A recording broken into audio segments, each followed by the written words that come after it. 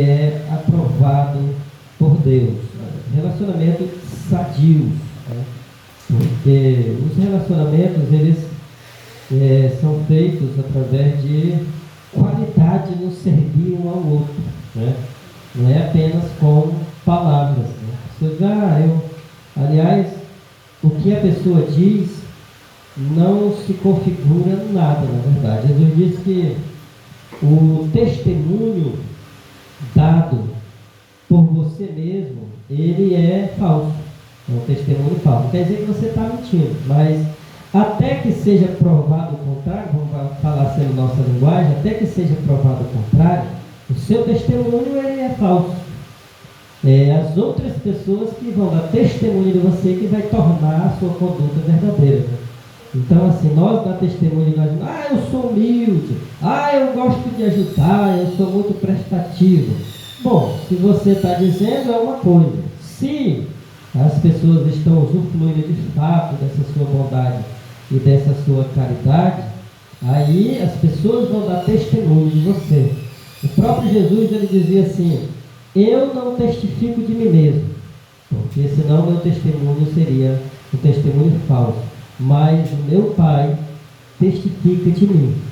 Então, quando isso aconteceu, irmãos? Quando Jesus foi batizado, a Bíblia diz que, então, assim que ele sai da água, a Bíblia diz que foram vistas sobre ele o Espírito Santo pousar como uma pomba, e ouviu-se uma voz do céu dizendo: este é o meu Filho amado, a ele ouvi. Ou seja, quando Jesus dizia que o Pai dava testemunho dele, é porque todo mundo ficou sabendo disso. E não foi ele que já saiu da água dizendo: eu sou filho de Deus, eu sou filho de Deus. Não. Primeiro Deus deu testemunho dele, para poder depois o testemunho que Jesus estava dando fosse verdadeiro.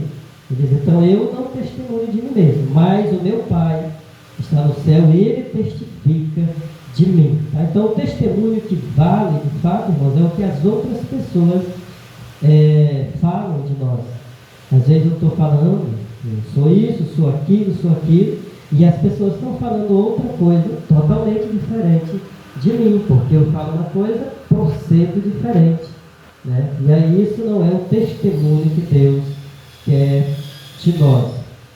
Então a vida de Ruth e de Noemi, elas passaram a ser testemunhadas pelos outros, né? A amizade delas, o amor delas, uma para com as outras, ou para com a outra, era testificado pelas pessoas que assim conviviam com eles. Então era um testemunho verdadeiro. Primeiro, irmãos, o primeiro ponto da lição fala do Boaz, o remidor. Aí, primeiro fala um pouquinho sobre o Boaz. Então, assim, o primeiro tópico diz, o primeiro ponto do primeiro tópico diz: um homem próspero. Como é que eu sei que o Boaz era um homem próspero, irmãos? Aonde eu acho isso?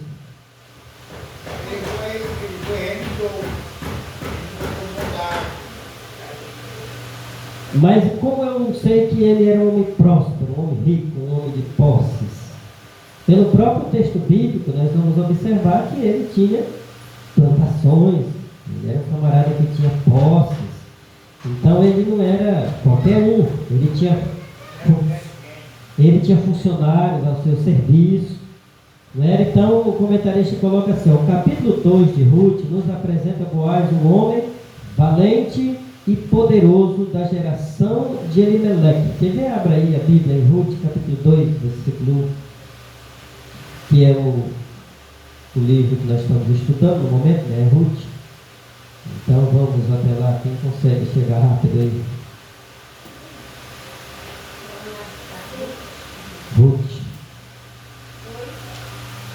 Ruth capítulo 2, versículo 1.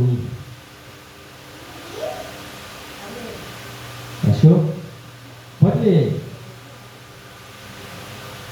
Tinha Noemi um parente de seu marido, homem valente, poderoso, da geração de Elimeleque, que era o seu nome Boaz.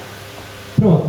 Então aí o texto diz que ela tinha um parente que ele era valente, poderoso e da linhagem do seu marido. O nome dele era quem? Boaz. Então, antes de Boaz entrar na história aqui, a Bíblia já traça aqui um pouco do perfil do Boaz.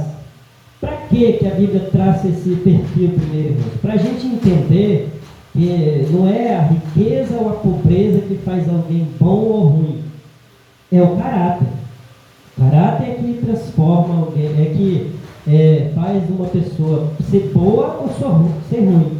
Se ele tem um bom caráter, independente do que ele venha a adquirir, ele continua sendo um bom caráter, porque não é os bens que vai mudar o caráter dele. Se ele é alguém que, quando está pobre, precisa dos outros, ele é todo bonzinho, e daqui a pouco ele adquire alguma coisa e ele se torna mal, isso não é porque foi o bem que corrompeu ele, é porque o seu caráter já era assim, e antes, quando ele necessitava dos outros, ele já usava de mau caráter para se aproveitar e se fazer de bonzinho. E aí, quando ele adquire alguma coisa e vê que já não tem mais necessidade de se beneficiar dos outros, ele se torna mal para aquelas pessoas. Mas isso é questão de caráter. Então, a Bíblia já traça o perfil de Boaz como alguém que era poderoso, que era valente. Mas depois a Bíblia vai começar a mostrar como que era o caráter desse homem poderoso e valente, né? A gente vai ver isso mais adiante. Então, homem valente e poderoso da geração de Elimeleque. Os termos valente e poderoso referem-se ao caráter íntegro e à influência de Boaz, além de seu poder econômico. Um grande produtor rural, Boaz tinha plantações de cevada e trigo e muitos trabalhadores ao seu serviço. Reunia qualificações e condições para cumprir o papel de remidor. Certo? Aí você vai entender depois o que é a questão do remidor, certo? O ponto 2 da lição, quem tem a lição aí deve estar vendo que tem a palavra Goel e Levi, Levi com R no final, não é o Levi da tribo de Levi só com o I, tá? O Levi, dos levitas, vem só com o I. Esse daí é o Levi com o R, se você observar, e tem uma diferença para isso aí. A expressão de geração de Elimeleque não nos permite saber o grau de parentesco entre Boaz e o marido de Noemi. Ou seja, apenas ele era da linhagem, mas ninguém sabe se ele era irmão, se ele era tio, se ele era pai, o que ele era. Porque também ninguém sabe da linhagem de Elimeleque. Elimeleque quando se fala de Elimeleque, não se fala do pai dele, dos irmãos, não se fala essas coisas, né? Só se veja Elimeleque saindo dali de Belém e indo para a terra de Moabe, mas não se traça nenhum plano a respeito da sua família. Então, quando se fala também de Elimeleque, de Boaz como da descendência ou como da linhagem de Elimeleque, também não se sabe qual era o parentesco, se era pai, se era irmão, se era tio, se era primo, o que era. O certo é que era da mesma família. E sendo assim, naquele período se tinha esse costume, inclusive pela lei, de que alguém tinha o direito de resgatar as propriedades do outro. Segundo uma tradição rabínica, era sobrinho, ou seja, segundo os rabinos, ele possivelmente era sobrinho de Elimeleque, mas não se tem essa informação correta. Como parente próximo, poderia ser o Goel, ou seja, o remidor da terra que o falecido havia vendido. Aí no capítulo de número 4, versículo 3, que é a referência que tem aí de Ruth, vai nos dizer o que? 4 e 3. Então disse ao remidor: aquela parte da terra que foi de Elimeleque, nosso irmão, Noemi, que tornou da terra. Então disse ao remedor: aquela parte da terra que foi de Elimeleque, nosso irmão, Noemi, que tornou da terra dos Moabitas, a vendeu. Certo? Isso era o Boaz conversando com outro parente que tinha o direito, antes que ele, de resgatar essa terra. Por que ele falou isso, irmãos? Porque havia essa explicação na lei de Moisés, que tinha que ter essa questão do resgate da terra. E você vai ver aqui um pouco mais aqui, irmãos, nós vamos enfatizar isso, Como que funcionava essa questão do resgatador, ou do resgate de uma terra, ou do resgate de um escravo? Tá bom? Nós vamos ver ainda nesse tópico. Eram duas prescrições distintas contidas na lei de Moisés. A do resgatador previa que quando um israelita ficasse pobre e precisasse vender suas terras, seu parente mais próximo tinha o dever de comprá-la de volta e restituir-lhe, certo? Então ele não comprava para si. A lei já dava a ele esse direito e praticamente uma obrigação, se ele tivesse posses, em que ele resgataria essa terra para devolver ao parente que havia vendido por necessidade. E se o herdeiro fosse comprado como escravo por um estrangeiro, um parente tinha o dever de resgatá-lo. Aí nós vamos abrir a Bíblia, tá, irmãos, para conferir esse texto de Levítico, capítulo 25, do versículo 25 ao 28, depois do 47 ao 49. E aí está esse versículo aí, acho que a Nailene tem a revista ali, está uma referência aí depois do versículo 47 ao 59 de Levítico 25, mas não tem o 59, então é um erro de digitação, imagino, porque é só até a referência é 47 ao 49, tá? Não é essa de 59 não. Se olhar lá o capítulo, ele não tem 59 versículos, é só até o 49. Levítico 25, versículo também 25 ao 28, depois do versículo 47 ao 49. Só para a gente entender essa questão aí do resgate da terra e do resgate do escravo. Então essa primeira palavra aí, Goel seria o resgatador, tá? O remidor. 25, tá? Capítulo 25, versículo 25 também.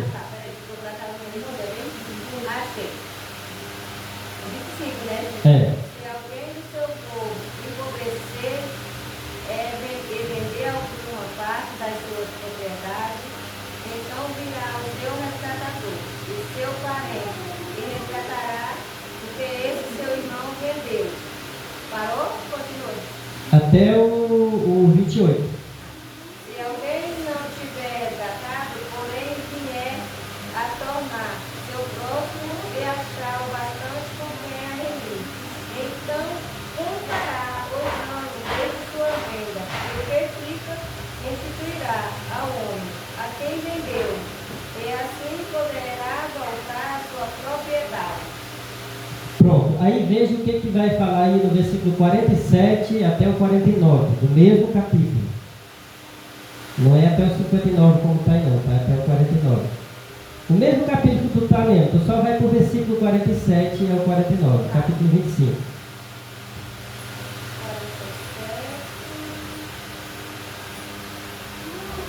E o 49?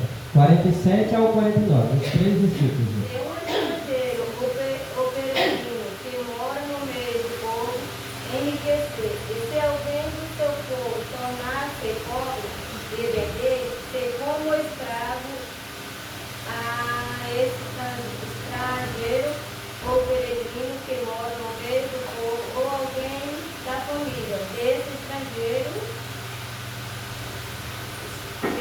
ao 48, né? Até o 49. Depois de haver ser vendido, haverá ainda possibilidade a resgatar para ele. Um dos seus parentes poderá resgatá-lo. Ou seja, aí está falando, a primeira parte do texto que foi lido está falando de propriedades e o segundo está falando de pessoas, não é isso? Então a primeira está falando, isso aí estava na lei, tá? O que tu está lendo aí é sobre a lei do resgate, certo? Então quando alguém, digamos que eu tinha uma terra em Israel, isso valia para terra e não para casas, tá, irmão? E casas já é outra coisa, para terras, a parte da terra. O que acontecia? Naquele período, os israelitas eles não tinham o direito de vender uma terra e alguém não tinha o direito de comprar essa terra assim eternamente, comprar para ficar com ela para a vida toda. Já se comprava ciente de que ele teria que devolvê-lo depois. Como? Não de graça, claro, também, não de graça, mas havia a necessidade de que alguém iria resgatá-lo. Então, como que acontecia? Digamos que eu era uma pessoa que tinha terras, de repente eu empobreci e eu precisei vender essa terra para mim poder sobreviver. Aí o que acontecia?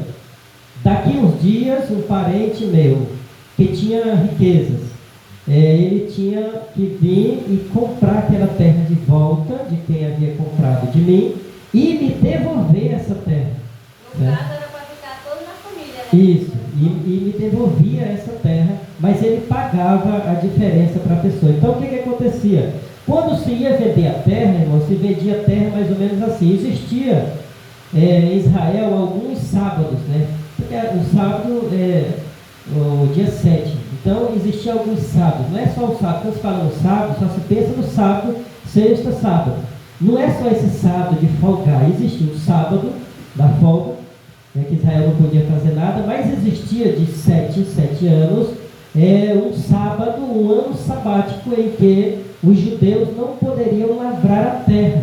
Esse é o que Deus considerava e trouxe a eles, ensinou a eles, que desse a terra também um ano de descanso, assim como eles tinham esse direito de um dia de descanso por semana.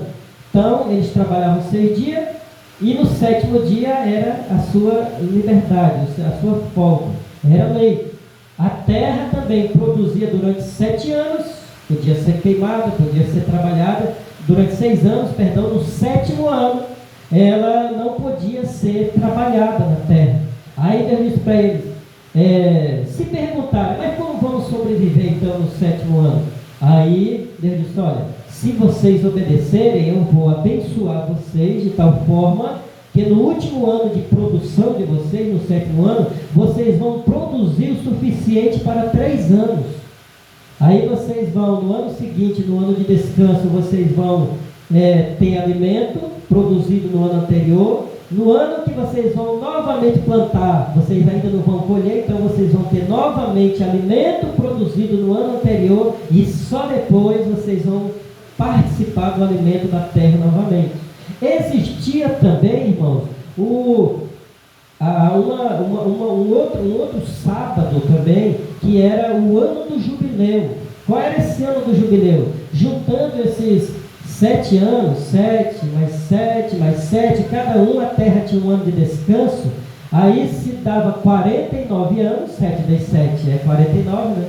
E no ano 50º, também toda a terra tinha que descansar novamente naquele ano 50º, além de 7 em 7 anos, de 7 em 7 anos. Nesse período, irmão, se alguém tinha terra que ainda não havia sido resgatada, era obrigatório essa terra ser devolvida para a pessoa e não mais comprada.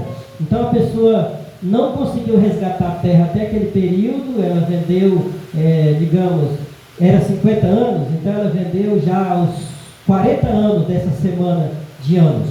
Aí restava 10 anos para o ano do jubileu.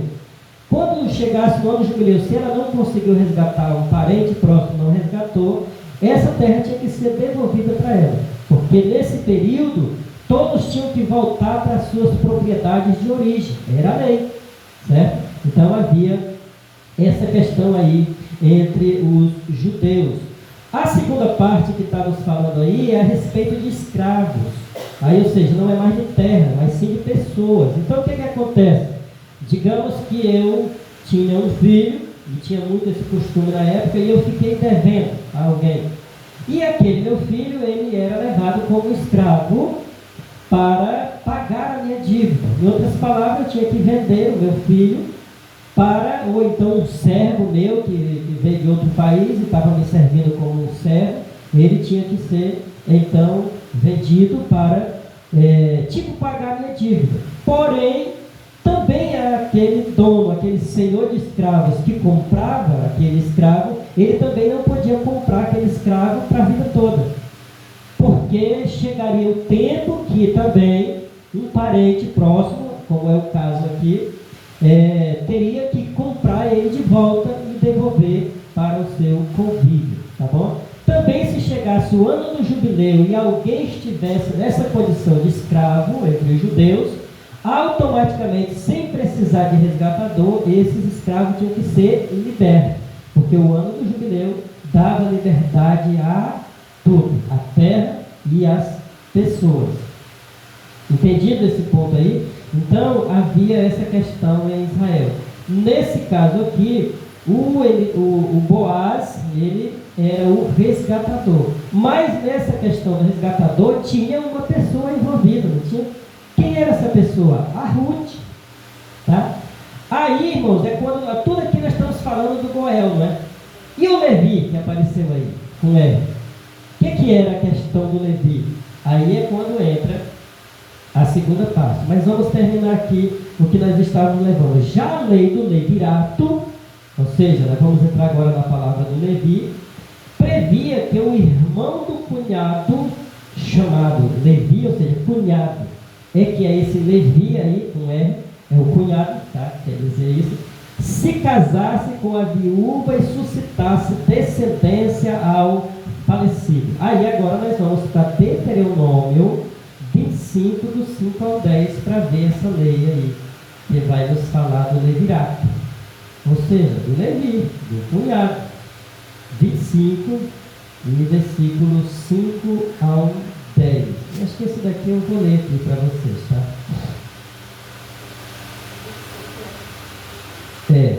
25, do 5 ao 10, nos diz assim: quando alguns irmãos morrerem juntos, e algum deles morrer e não tiver filho, então a mulher do defunto não se casará com homem estranho de fora. Seu cunhado entrará a ela e a tomará por mulher e fará a obrigação de cunhado para com ela. Esse cunhado aqui é o Levi, tá? O Levi. E será que o primogênito que ela der à luz estará em nome de seu irmão defunto, para que o seu nome se não perca, se não apague em Israel. Porém, se o tal homem não quiser tomar a sua cunhada, subirá então sua cunhada à porta dos anciãos e dirá: meu cunhado recusa suscitar a seu irmão nome em Israel, não quer fazer para comigo o dever de cunhado. Então os anciãos da sua cidade o chamarão e com ele falarão. Se ele ficar nisto e disser: não quero tomá-la, então sua cunhada se chegará a ele aos olhos dos anciãos e lhes descalçará o sapato do pé e lhes cuspirá no rosto e protestará e dirá: assim se fará ao homem que não edificar a casa de seu irmão.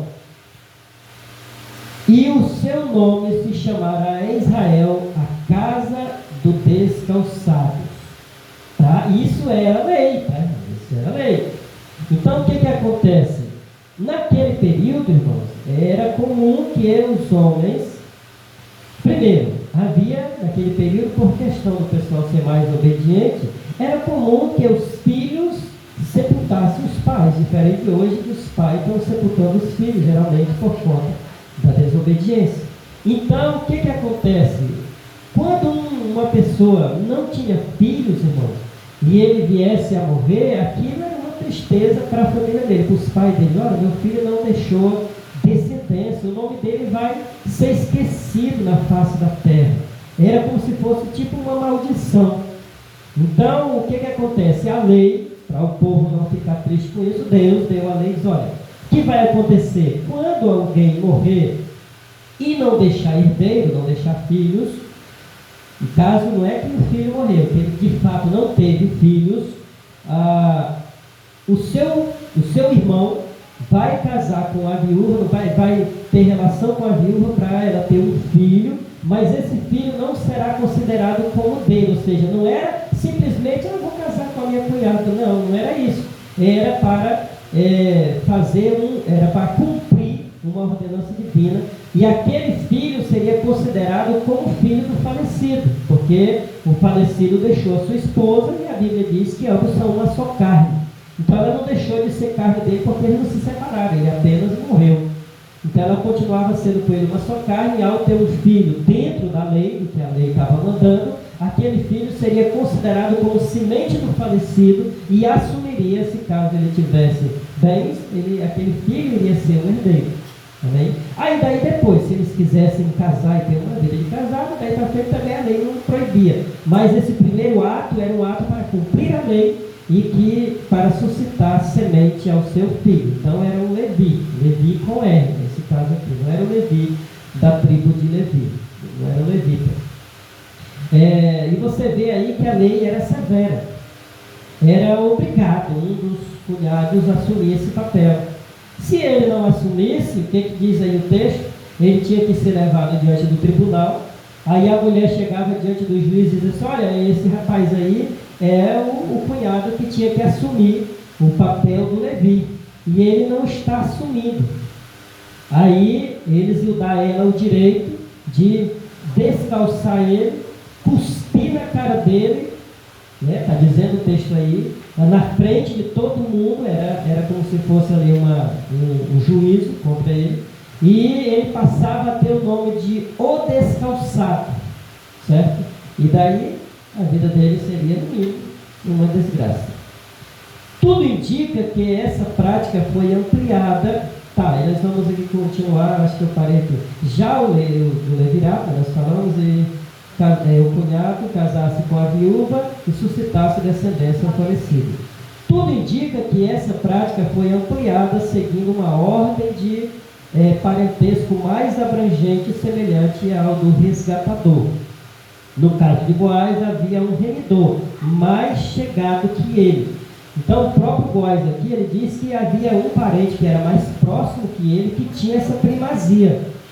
Mas ele estava disposto a fazer esse papel. Para resgatar aquela terra, irmão, era necessário que também resgatasse a moça.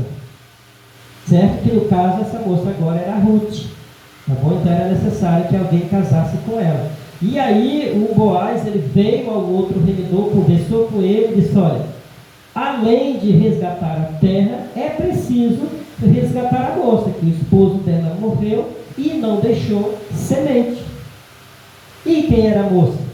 A Ruth. Porque Noemi não podia cumprir esse papel, tá, com Boaz. Por quê? Porque ela teve filhos e os filhos casaram, o seu esposo teve filhos. Então o seu esposo deixou semente.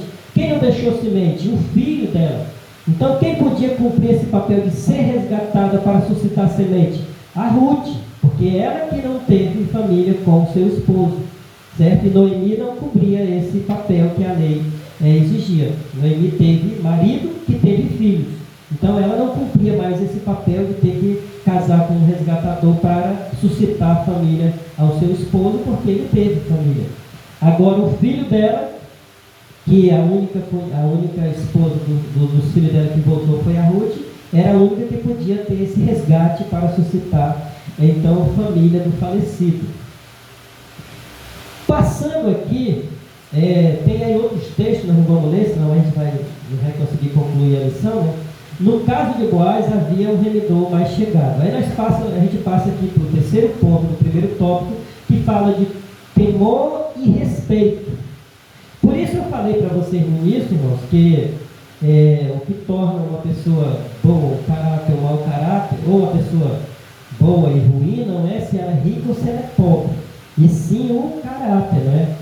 Quando começa o texto bíblico, do capítulo 2, já começa apresentando Boaz como alguém que era poderoso e valente. Então você pode olhar assim e dizer: era um camarada presunçosão, cheio de moral, que chegava nos cantos, todo mundo com medo dele, não é? Porque a Bíblia diz que ele era poderoso e valente. Então lá vem o Boaz. Porém, irmãos, você observa que parece que não era isso as coisas. Por quê? Quando ele chega no campo, no dia que Ruth estava trabalhando, como é que a Bíblia diz que ele se comunicou com os seus funcionários? Você lembra? Não, quando ele chega, estava todo mundo trabalhando, naquele meio estava a Ruth, e a Ruth era uma estrangeira, certo? Ela não poderia estar no meio colhedores, ela tinha que ficar esperando as espigas que caíssem, e as espigas murchas, que a lei já obrigava que o dono da propriedade deixasse para os viajantes e para os necessitados, então ela não podia estar no meio. Ele, como a Bíblia diz que um homem poderoso e valente, ele poderia chegar já. Quem é essa estrangeira que está aí no meio de vocês? Quem mandou ela ficar aí no meio? Essa propriedade é minha, quem manda aqui sou eu. Por que ela está aí no meio? Por que não me avisaram, né? Se ele era um homem poderoso e valente. Porém, irmãos, não foi assim que ele se comunicou com seus funcionários. Quando ele chega, aí o comentarista coloca para nós vamos ver isso, a saudação de Boaz a seus empregados demonstra que ele temia a Deus. A invocação a Jeová, o Senhor seja convosco, dirigida a todos os segadores, indica também seu respeito aos que com ele trabalhavam. Aí ele até comenta aqui, o comentarista coloca aqui algo para nós. Os empregados lhe atribuem com uma saudação bem amistosa e piedosa. O Senhor te abençoe. Ele abre aí, Ruth 2:4. Foi quando Boaz resolveu ali fazer uma visita aos seus funcionários. E aí, exatamente quando Ruth estava ali colhendo juntamente com eles. Eu nem achei a primeira vez. Não, Ruth só tem um, tá? Não tem primeira. Eu só achei que da primeira vez. Mas tu lembra agora, foi, né? Não. Capítulo 25. Ah, não, tá certo. Era Levítico, tá. Tá certo. 2:4 é. Isso. E esse Boaz veio de Belém e disse aos segadores: o Senhor seja convosco. E disseram-lhe eles: o Senhor te abençoe. Viu como é que foi o cumprimento de Boaz? Quando Boaz chega, fala lá. Isso aí é o caso de valente. Não, quando a Bíblia enfatiza o fato dele ser valente e poderoso, e depois vai nos mostrar isso, vai mostrar que ele era poderoso e valente, mas era um homem de caráter. Que ele não se utilizava do seu poder e da sua fama de valente para querer humilhar seus funcionários, as pessoas que estavam do seu lado. Mesmo ele sendo considerado esse homem poderoso e valente, ele tinha respeito pelo pessoal que estavam ali com ele. E as pessoas gostavam dele. Você observa pelo cumprimento que houve aí. Ele chegou, cumprimentou os seus funcionários, ou seja, não eram os seus amigos de gravata, aquela turma bonita, eram os seus funcionários. Ele veio da cidade que ele morava visitar uma propriedade longe. Aí ele chega, estava todo mundo trabalhando, era a época da colheita, e ele chega e dá uma saudação, dizendo que Deus fosse com eles. E eles respondem: que o Senhor te abençoe.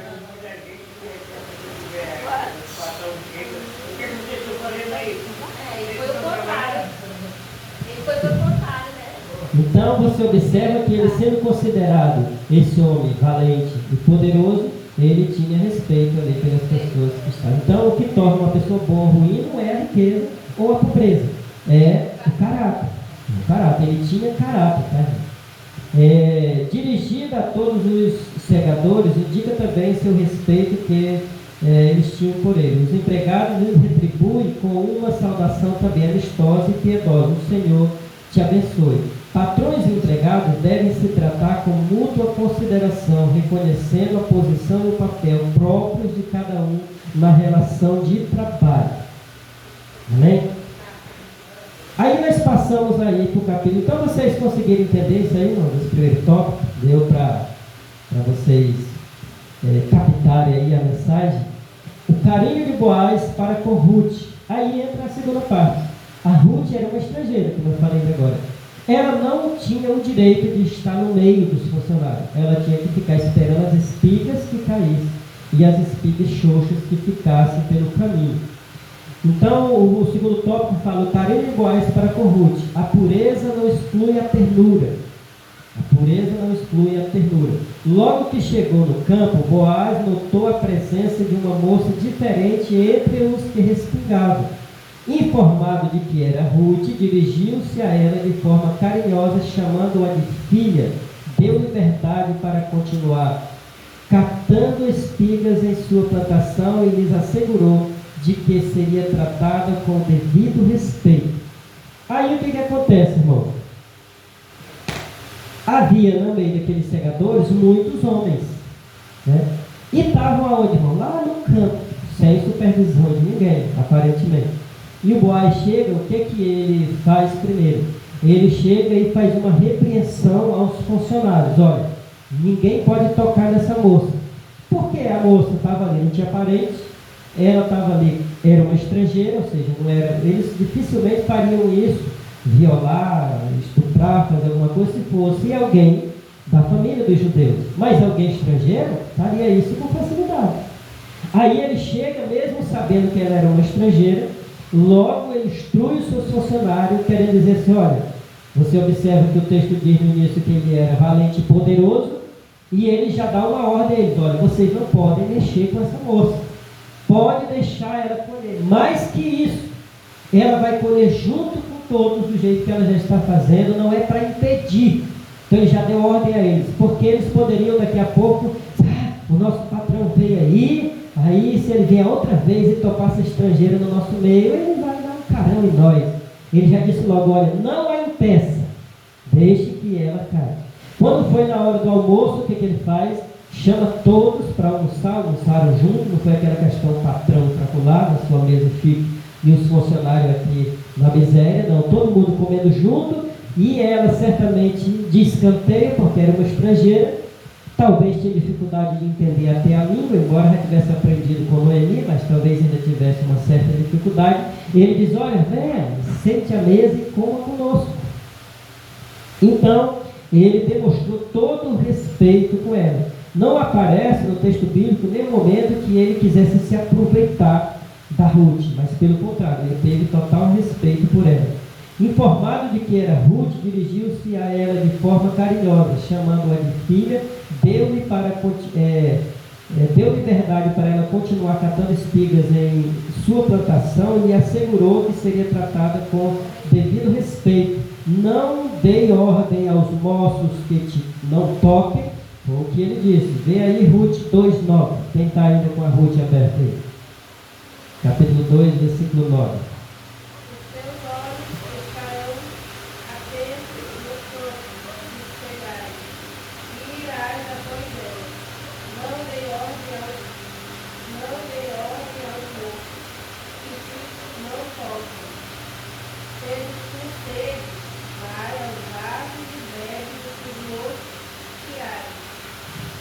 Pronto.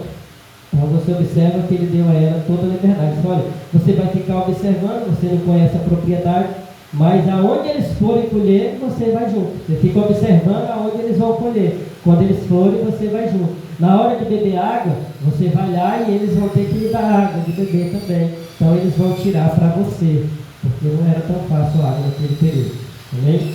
Então ela teve ali todo o respeito de Boaz. O segundo ponto fala, Deus estava agindo. Então a atitude de Boaz surpreendeu Ruth como estrangeira e pobre. Certamente ela tinha receio de como seria tratada. Agia com educação e muita descrição. Agora isso aqui, irmãos, para nós,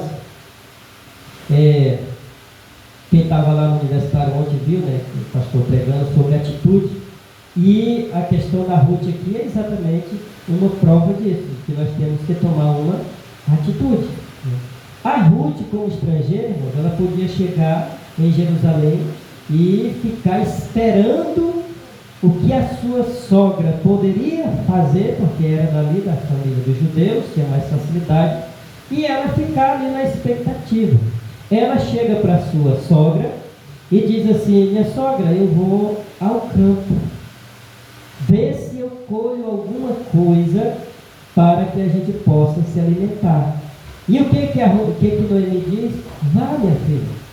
E aí Deus começou a agir diante do esforço da Ruth. Levou ela para onde, irmão? Para a propriedade daquele que mais tarde seria o remidor. Seria aquele que iria comprar as terras de Noemi e também resgatar a Ruth. Então, quando a gente se esforça, Deus ele vai abrindo o caminho. Deus vai abrindo as portas. Às vezes a coisa está difícil, porque para ela estava difícil, tá? 2 viúvas. Naquele período, irmão, não existia o que existe hoje não, aposentadoria por viuvez não. Certo? A lei previa muitas coisas, mas nem todo mundo obedecia a lei não. Como você sabe, no dia de hoje, não é crime matar, mas todo mundo obedece a lei e não mata? Não, as pessoas não vão lá e não matam. Não é crime roubar, mas todo mundo obedece a lei? Não, tem pessoas que vão lá e roubam. Então naquele período era diferente, a lei protegia as viúvas, mas todo mundo ia cumprir? Claro que não. Todo mundo que tinha posse ia cumprir, sair procurando as viúvas para cuidar dela? Eu não fazia isso não. Até no tempo de Jesus, que a lei também previa que os filhos tinham a obrigação de cuidar dos pais na sua velhice, mas naquele período, eles próprios, através dos fariseus, haviam criado preceitos na lei que davam direito à pessoa, por exemplo, dizer que pegou os seus bens todinho, consagrou o tempo e não podia ajudar os pais e deixar o pai ir para o asilo. Existia isso naquele tempo. Aí vieram questionar uma certa vez Jesus sobre, Jesus, tu está desobedecendo a lei de Moisés, tudo. Ele disse, pois é, mas vocês não estão atualmente, vocês não estão invalidando a lei, quando vocês pegam e dizem que isso é uma palavra chamada corbata, como você ouviu falar nisso, consagrado a Deus, vocês não estão pegando seus bens e tornando corbata para não ajudar os vossos pais, dizendo que consagraram tudo ao templo e deixando os pais na miséria? Isso vocês estão invalidando a lei, porque a lei diz que honrar pai e mãe. Aí, porque o pai agora está na velhice, vocês não vão cuidar deles e utilizam o artifício de dizer que consagraram os bens ao templo, para não sustentar os pais na velhice. Tá bom? Então, não era fácil para as duas, porque eram viúvas, uma delas era estrangeira, e porque Noemi havia abandonado, juntamente com seu esposo, abandonado Belém e ido embora para outra terra, achando que ia ter uma vida melhor lá. E agora volta, e aí a vida era fácil? Não era, não ia ser fácil. Voltaram de mãos vazias, como ela mesma diz. Saí daqui de mãos cheias e vazia voltei. Então eu não quero mais ser chamada de Noemi, que significa agradável, mas vocês me chamam de Mara, porque a minha vida agora é uma amargura, porque Mara quer dizer amarga. Então ela mesmo tinha a ideia, Noemi, de que ela foi de mãos cheias e voltou de mãos vazias. Agora ela não era mais a mulher agradável, era uma mulher amargurada. Mas dentro de tudo isso, ela certamente tinha sempre uma boa conversa entre as duas. Ela instruiu Ruth sobre a lei, e Ruth, sabendo disso, disse assim: olha, eu vou ao campo, ver se eu consigo alguma coisa. E diante desse esforço de não ficar parada se lamentando, Deus foi dando a direção. Então cada um de nós, irmãos, quando nós se colocamos, entendemos que a luta ela não é maior do que o nosso Deus, e vamos à luta, certamente Deus vai abrir os caminhos como abriu para Ruth. Tem gente que tem uma causa, então, um vício e tal, aí diz assim, eu vou esperar em Deus, eu esperei que Deus quiser, eu vou esperar. Aí fica daquela, porque tem que ter um esforço da nossa parte. Porque a Bíblia diz assim, irmão: esforça-te e eu te ajudarei. Eu quero me libertar disso, mas não faz nenhum esforço. Não vai, irmão. Não consegue. Entendeu? Deus tem que olhar para você e ver o seu esforço. Aí Ele vai agir dentro do seu esforço. Porque o salmista diz assim, irmão, no Salmo 41, se não me falha a memória: esperei com paciência no Senhor. Quando você vê essa expressão, diz assim: eu fiquei tranquilo, esperando com paciência. Aí até que Deus disse: não, eu vou ajudar aquele pobre coitado. Mas você observa que o salmista depois ele diz assim: e ele ouviu o meu clamor. Ele está dizendo que então que ele clamou por muito tempo, pacientemente, até que Deus ouviu o seu clamor. Aí ele coloca uma expressão muito forte, dizendo: e se inclinou para mim, ouviu o meu clamor. Aí ele diz que ele pegou os meus passos, colocou sobre uma rocha e afirmou, colocou um novo cântico na minha boca. Muitos ouvirão. Ou seja, aqui ele está dizendo, testemunho. Porque eu tive lá na miséria, lá no vício, lá em tudo que não prestava, todo mundo me via naquela situação, mas no íntimo eu clamei ao Senhor, pacientemente, Ele ouviu o meu clamor, firmou os meus passos, colocou um novo cântico na minha boca, e vão ouvir o meu testemunho, e vão glorificar a esse Deus que faz milagre. Não é? Então não é, esperei com paciência, caladinho, sentado. Não, Deus vai agir, Deus vai agir, Deus vai agir. Não, esperei com paciência no Senhor, mas depois ele diz, ele ouviu o meu clamor, então ele estava como? Clamando, estava fazendo alguma coisa, estava tomando uma atitude, estava indo em busca. Aí Deus olha para o esforço e diz, eu vou te ajudar. Igual aquela viúva do Luiz, né? Insistiu até que Jesus ainda diz assim, né? Olhai para o exemplo do injusto juiz. Pois muito bem. Continuando aqui, o último ponto desse tópico diz: sensível e espiritual. Boaz conciliava firmeza moral e sensibilidade, ternura e espiritualidade. Isso aqui é bom a gente entender, tá, irmãos? Porque ali ele tinha o que estava envolvendo um homem e uma mulher, né? E aí o Boaz poderia, com o poder que tinha, se aproveitar da moça. Sou poderoso mesmo, é lógico que ela vai querer ficar comigo, porque está na miséria. Então eu vou chegar para ela ali, vou chegar junto, como diz, né? Os camaradas que não têm temor de Deus, vou chegar junto e vou pegar essa moça, ainda hoje. Porém, o Boaz, ele não agiu assim, sendo um homem rico, valente, poderoso, famoso na sua região, porém ele não agiu assim, ele agiu com respeito, porque ele tinha o que, irmãos? Sensibilidade espiritual. Então a pessoa que tem sensibilidade espiritual, ele não permite que a sua condição humana faça com que ele se aproveite daquele que não tem a condição que ele tem. Boaz conclinava firmeza moral e sensibilidade, ternura e espiritualidade. O versículo-chave do livro é uma declaração feita por ele a Ruth.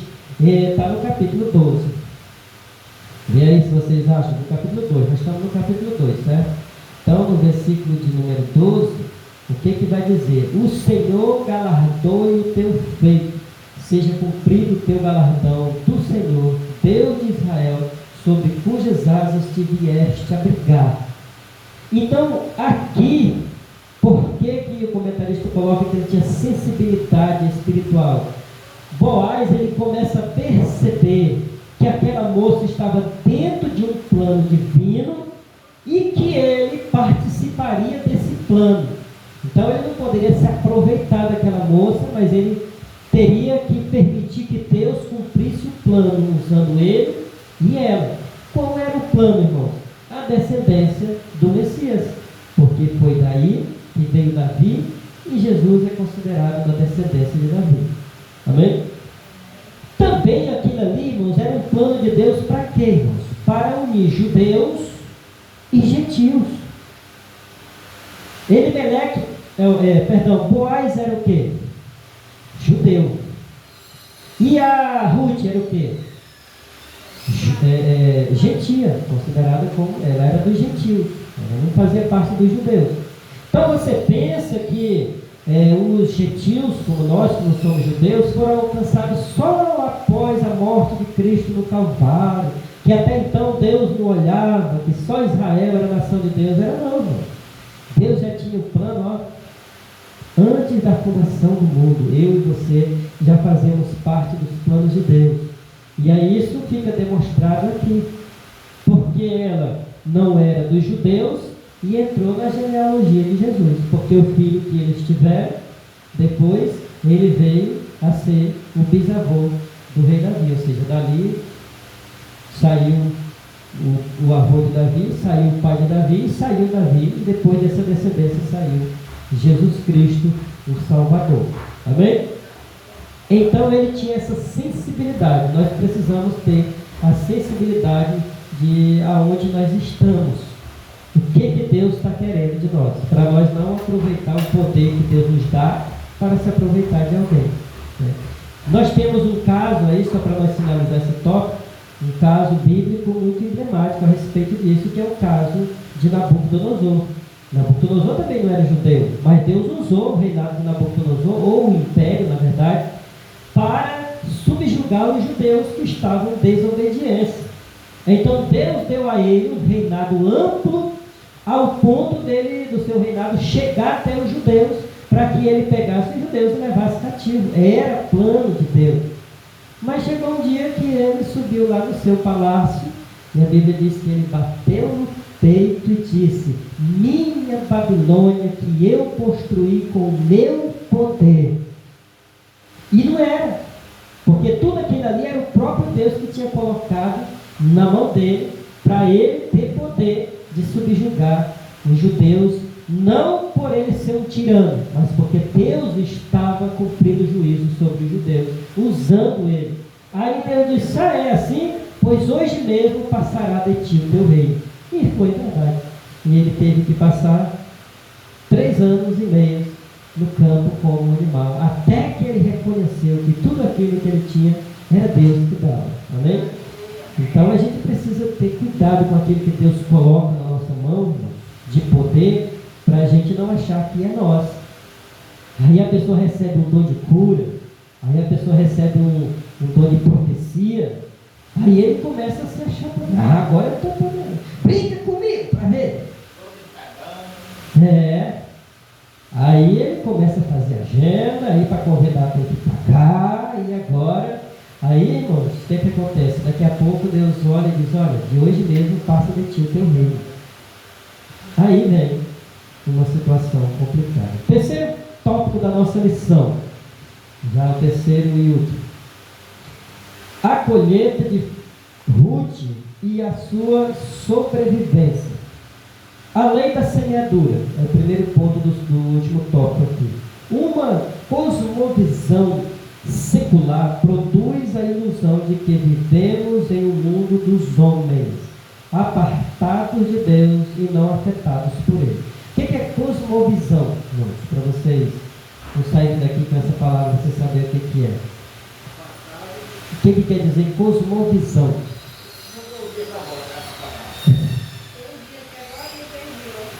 Cosmovisão, irmãos, é uma visão de mundo que você tem, tá? Então, qual é a sua visão de mundo? Você pode ter uma visão de mundo que Deus tem controle do mundo, ou você pode ter uma visão humana de que o homem controla o mundo e Deus não tem nada a ver com isso. Até hoje, ali na frente, uma vez ele disse assim: rapaz, eu tenho uma visão de que vai dar tudo certo.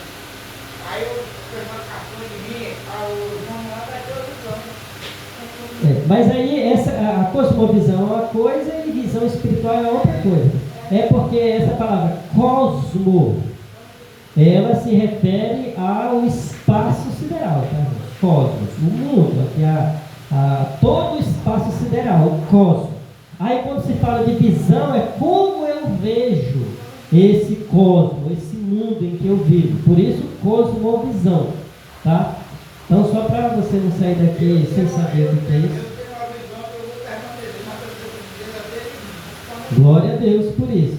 Então, eu posso ter uma visão desse cosmo que eu vivo, de que eu me domino sozinho, de conta própria, posso fazer o que eu quiser, ou eu posso ter uma visão de que Deus tem o controle desse cosmo, desse mundo, e que a minha vida está nas mãos dele e que só faço aquilo que ele permitir. Eu posso ter essas duas visões, será a minha cosmovisão, como eu vejo esse mundo em que eu vivo. Então, uns acreditam que o mundo é dos homens, apartados de Deus e não afetados por ele. Isso é fruto de uma incredulidade crescente. Tem as referências bíblicas ali, mas nós não vamos fazer, que não vai mais dar tempo. Essa visão dualista em nada condiz com as Escrituras e com a realidade dos que confiam no Senhor da providência. Ruth decidiu servir ao Deus de Israel em vez de Quimós, que o Quimós era o Deus que eles adoravam lá nos Amonitas, nos Moabitas. o Deus dos Moabitas, cuja adoração incluía o sacrifício de criança. Agora ela começava a experimentar a mão invisível de Jeová Jireh, agindo graciosamente em seu favor. A lei da semeadura funciona integralmente. Ou seja, aquilo que se planta, se colhe. Então, o que ela plantou agora? Ela plantou confiança em Deus, ela plantou amor a Deus, ao Deus verdadeiro, abandonando os deuses lá na sua terra, que sacrificavam crianças, que faziam outras coisas horríveis, para servir ao Deus verdadeiro. A troca disso, a colheita dela, diz foi o quê? Bênção. E fazer parte da genealogia do Messias. Os acasos de Deus. O primeiro sinal da ação de Deus foi a escolha aparentemente aleatória que Ruth fez indo apanhar espigas no campo de Boaz. Ou seja, a Ruth, irmão, se ela não confiasse em Deus, quando ela percebeu que as coisas estavam dando certo, ela deu muita sorte. Não é que minha sogra, não é que eu fui parar no campo certo. Eu, com esse meu sexto sentido de mulher, eu entrei na estrada e fui para o lugar certo. Ela poderia até utilizar isso para começar a se sobrepor à sua sogra. Isso. Então ela poderia utilizar isso. Mas ela entendia que ela estava no plano divino. Então quando ela conseguia as coisas, opa, mas eu tenho a minha sogra lá. Então eu não vou comer aqui sozinho. Não, eu preciso levar para a minha sogra. E aí o Boaz está bom, então pode encher o seu lençol e levar para a sua sogra. Aí quando ela chegava lá, a sogra dela, minha filha, mas como você conseguiu tanto?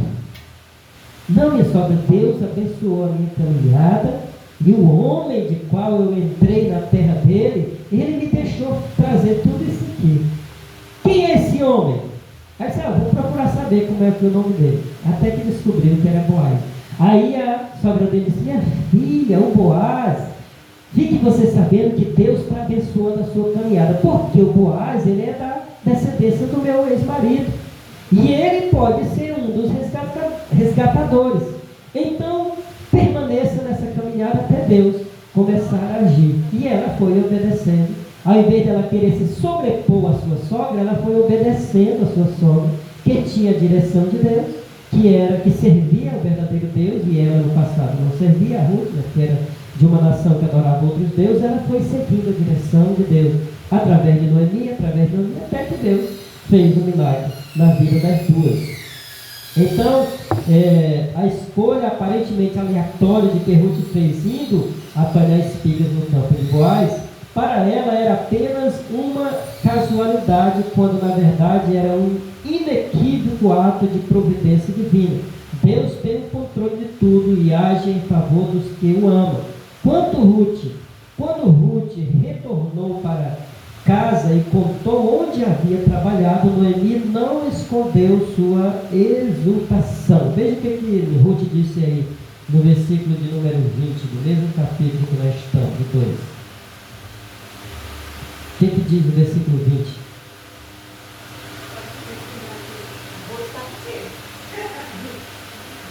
Então Noemi disse à sua nora, bendito seja o Senhor, que ainda não tem deixado a sua beneficência, nem para com os vivos, nem para com os mortos.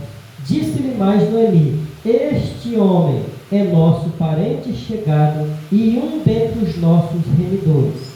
Quando a Ruth chegou contando, Ruth não tinha experiência com esse Deus.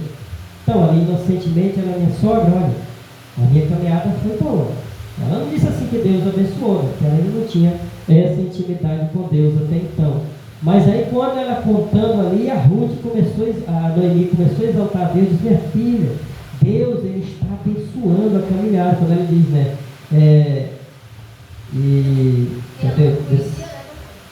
porque Ruth Noemi tinha experiência com Deus. Então Noemi disse à sua nora, bendito seja o Senhor, que ainda não tem deixado a sua beneficência, nem para com os vivos, nem para com os mortos. Aí declara, olha, esse homem aí, é ele que pode ser o que vai nos dar a liberdade do que nós estamos passando. O último ponto da nossa lição, ele fala o resultado da colheita. Alguns frutos de nossas ações são colhidos de imediato, outros levam tempo para aparecer. Pela forma graciosa como era tratada, Ruth colhia cereais em abundância diariamente nos campos de Boaz. A colheita garantia sua sobrevivência e da sua sogra. O trabalho árduo durou toda a estação. Entre março e abril colheu cevada e de abril a junho trigo. Concluído o trabalho, ficou com a sogra. Uma colheita ainda maior seria feita por ela em tempo oportuno.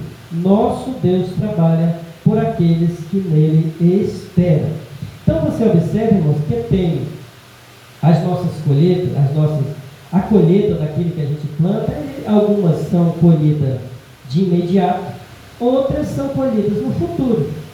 Se essas plantação que nós estamos fazendo é para o bem, eu vou colher algumas coisas no momento e eu ainda vou colher coisas no futuro. Se é para o mal, vai ser do mesmo jeito. Eu vou colher maus ainda logo em seguida e vou colher maus ainda durante longos anos. Então, quando ela estava nessa caminhada, qual era a colheita de imediato? O trigo e a cevada. Ela ia para o campo, todo dia já trazia. Mas aguardava ela uma bênção ainda mais longa, ainda para o futuro, que era o seu nome perpetuado entre a descendência do Messias. Amém? Então isso aí mostra o agir de Deus na vida daqueles que confiam nele e que esperam o seu agir. Perguntando para vocês, como nós não lemos assim todos os textos, vai ser difícil a gente ter identificado as perguntas, tá? Mas nós vamos fazer assim mesmo. Quem era Boaz? Pronto, só isso aí é o suficiente. Qual o significado de Goel e Levi?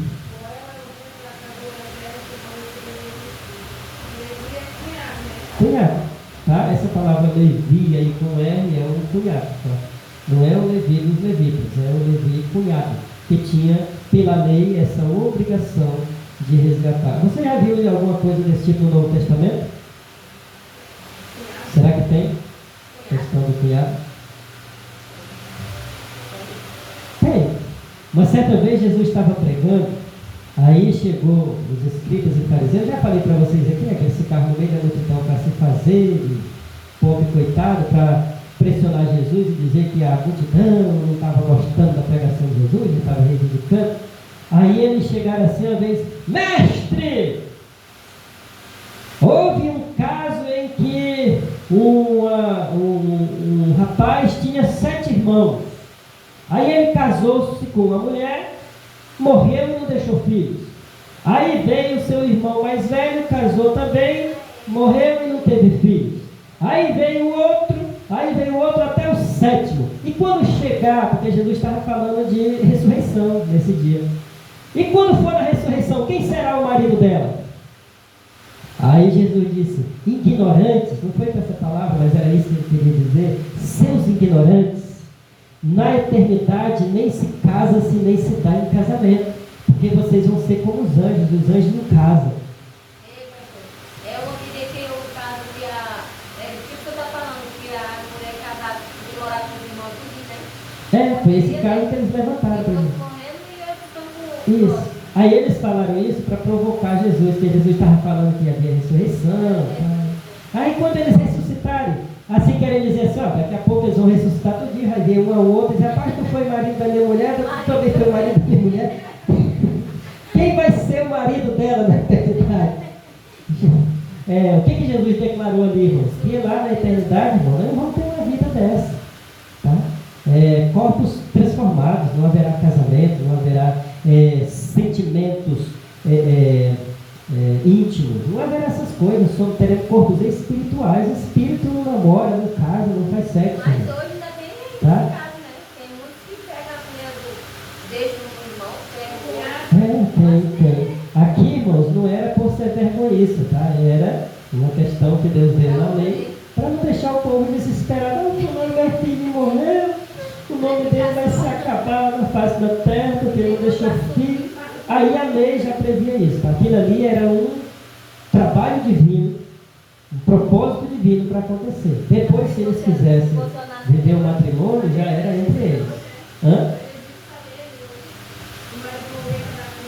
Os judeus, eles seguem a lei até hoje, porque eles não aceitaram a vida de Cristo, né, como a nova aliança. Então eles vivem a lei do mesmo jeito. O sábado, essas coisas, os judeus vivem, tá? Do mesmo jeito. Mas são prósperos, tá? E são prósperos porque eles são fiéis naquilo que eles acreditam. Tá? Que isso agrada a Deus. Isso agrada a Deus. Então você vai olhar assim, irmão, vai ver. Eu vejo ali um espírita prosperando. Mas se ele tiver uma vida de fidelidade naquilo que ele acredita, irmão, ele vai prosperar, tá? Independe do Deus que ele serve. Se ele tem uma vida íntegra naquilo que ele acredita, Paulo prosperava naquilo que ele fazia até então. Perseguia os cristãos. Porque ele não fazia por ignorância. Ele por ignorância no sentido de ser liberto por Cristo. Mas ele fazia numa fé que ele tinha naquilo que ele vivia. Ele fazia por... como é que é? Ele fazia para defender a lei. Porque ele acreditava que era assim. E ele era próspero no que ele fazia. Até Jesus mostrar a ele que não era daquele jeito que Jesus queria. Queria que ele fizesse aquele trabalho, mas diferente, para Jesus e não contra Jesus. Tá? Mas, e por que Deus escolheu Paulo? Porque era um camarada que tinha fidelidade. Ele fazia aquilo que para os cristãos era um problema, mas ele fazia por fidelidade na vida que ele vivia, que era de fariseu. Então essa fidelidade fez com que Deus disse: olha, este aqui é o homem certo para trabalhar na minha obra. Um homem que tem fidelidade. Um homem que, naquilo que ele acredita, ele vai até o fim. Ainda que a sua vida esteja em risco. E Paulo viveu isso. Paulo viveu prisões, Paulo viveu tudo, mas quando ele estava preso, ele estava pregando. Ele disse: olha, eu estou preso. Mas a palavra não. Ele continuava pregando. Porque Deus viu isso nele muito antes. Quando ele ainda estava no ventre da sua mãe. Bendito Deus. A terceira pergunta: qual o versículo-chave do livro de Ruth? Versículo 11, não é isso? Leia aí.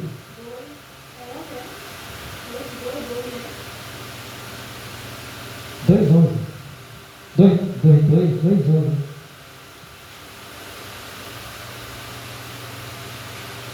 Só 2:2, não foi?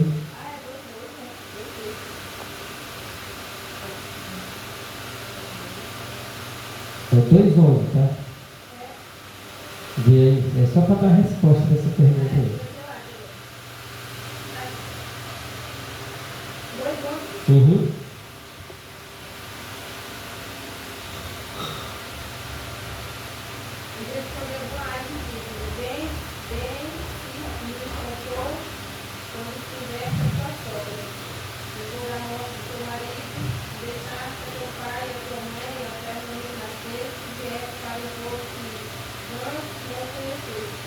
Pronto, é o versículo-chave desse livro.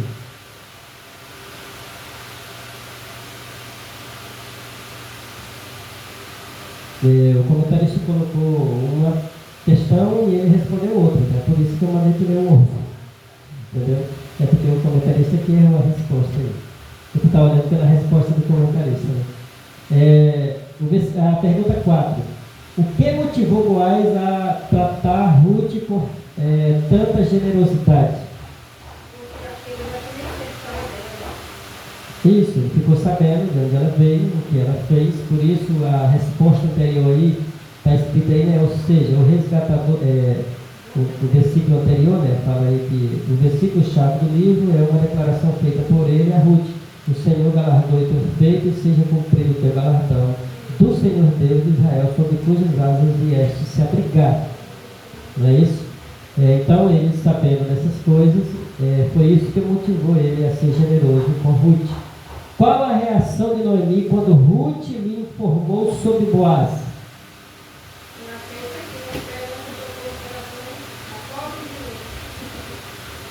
Pois é, exatamente. Ela ficou feliz, agradeceu a Deus e ela disse que aquele homem era o parente, possivelmente remidor deles. Amém? Deus abençoe a vida de vocês que vieram. Continue nesse propósito. Saiba que Deus ele aceita o nosso sacrifício quando é feito de coração. Né? E a Bíblia também diz que onde há 2 ou 3 reunidos no seu nome, ele se faz presente no meio deles. Então, o nosso número é pequeno, mas nós estamos aqui para agradar a Deus. E se assim estamos de coração, pode ter certeza que Deus nos dará hoje um dia de bênção, um dia de alegria, um dia de realizações. E à noite, em nome de Jesus, estaremos aqui adorando e bendizendo o nome do Senhor nosso Deus. Tá? Que Deus possa cobri-los com bênção do céu, que Deus possa multiplicar as forças que Ele já tem dado a vocês, para que sempre vocês possam estar de cabeça erguida diante da face do Senhor nosso Deus. Vamos se colocar em pé?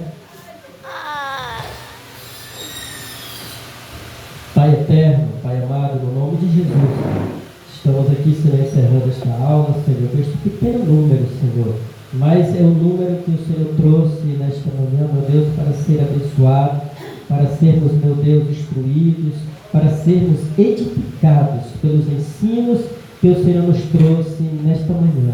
Que o Senhor possa, através da vida destes, Pai, estender a todo este bairro a Tua bênção, a Tua graça, a Tua misericórdia, o Teu amor. Meu Deus querido, que assim seja produzido vida, libertação, salvação, através da vida desses que têm se colocado na Tua presença, meu Deus amado, porque o Senhor não rejeita, meu Deus, um coração contrito. Meu Deus querido, estamos indo para os nossos lares, leva-nos em paz e segurança, nos dá um domingo, Senhor, abençoado na Tua presença, um bom almoço a todos, Pai querido, e que possamos à tarde estar, Senhor, desimpedidos, livres, para estar na Tua casa adorando ao Senhor no culto de logo mais à noite. Assim, meu Deus, nós oramos, também te agradecemos no nome de Jesus. Que o Senhor te abençoe e te guarde. Que o Senhor faça resplandecer o seu rosto sobre ti e tenha misericórdia de ti. Que o Senhor sobre ti levante o seu rosto e te dê a paz. Que a graça de nosso Senhor Jesus Cristo, o amor de Deus, nosso Pai, a comunhão e a consolação do Espírito Santo seja com todos e todas. Digam.